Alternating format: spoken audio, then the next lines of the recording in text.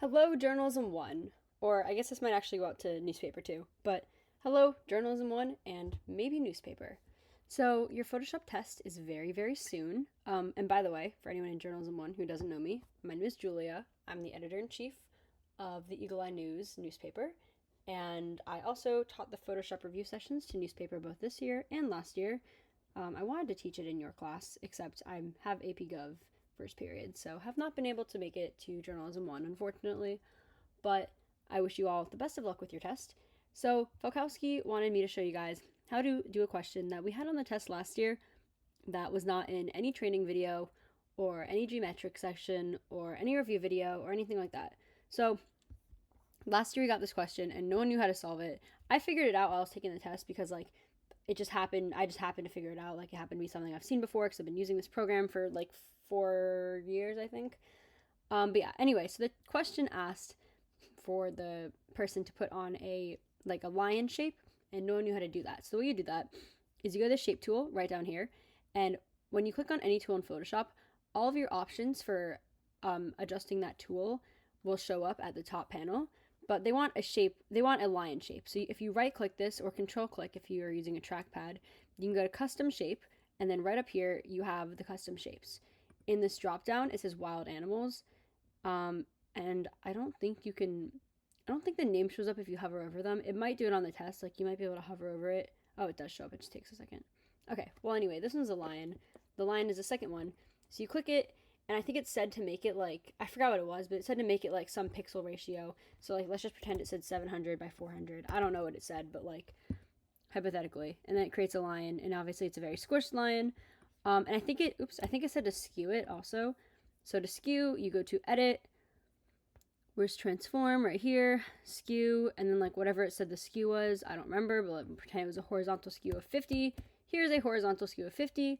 Click the check mark and you're all done. There you go. So it was like something along those lines. It wasn't exactly that, but maybe it was a giraffe. I don't know. But anyway, if you get the question where it asks you to take a shape and to use like an animal shape and skew it, that is how you do it. So, oh, that rhymed. To reiterate, I want to just go over a few other things just while I have your attention. If you want to ever make a shape in Photoshop and you want it to be a custom size, if you just click on the canvas, it will then give you the option to insert whatever size you want. Additionally, when you make any sort of transformation in Photoshop, let's just do a different transformation. Here, oh, I have to go back to the move tool. Okay.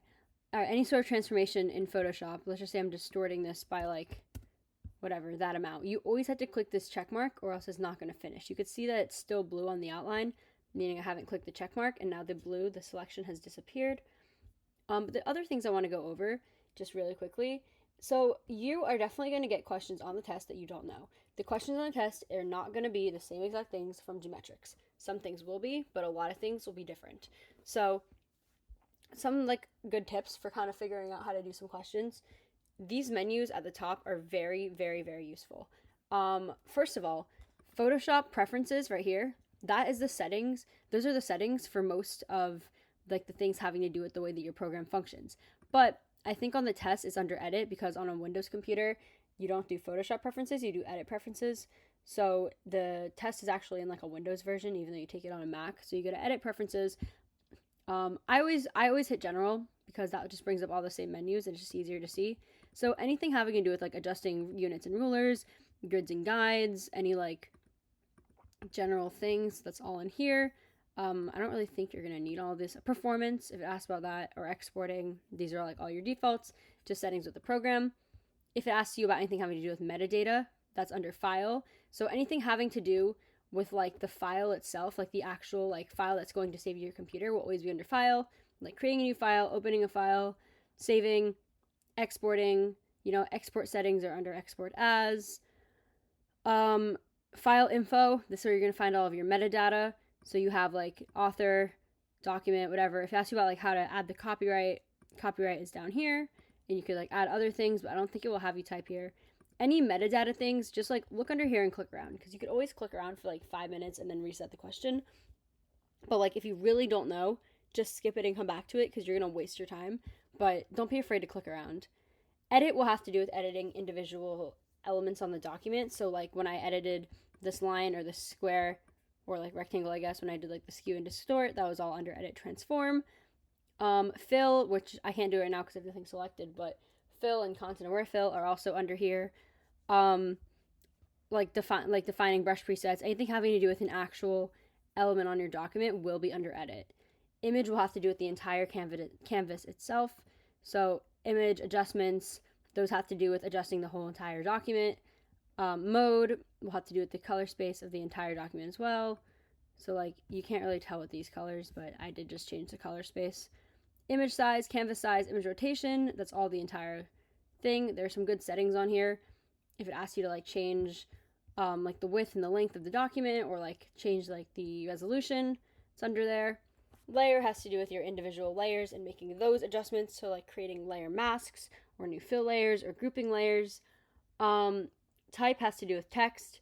Select is with selections, so like if you want to select every pixel of the same color, you go to color range, you can select all that, and it's going to select everything that's in that green color if it decides to load, which it might not. Oh yes, it did. Okay, cool.